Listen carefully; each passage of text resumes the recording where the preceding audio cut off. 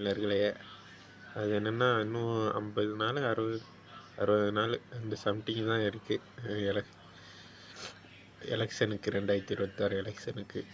நம்ம எதில் குத்துதோண்டு கவனமாக இருங்க. கடைசி நிமிஷத்தில் கூட ஆட்டத்தை கலைப்பாங்க திமுக.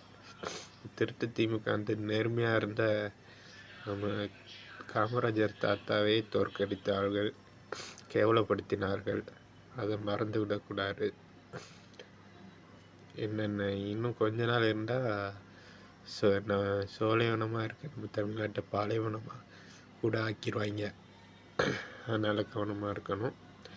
கொஞ்சம் பார்த்து நடந்துக்கோங்கன்ட்டு தான் சொல்லுவேன். எப்படிலாம் போட்டு டிவிக்கு எப்படிலாம் விமர்சனம் பண்ணுவோமோ அது இப்படிலாம் விமர்சனம் பண்ணுதாங்க. இவங்க என்ன நாங்கள் மாற்ற போகிறோம்.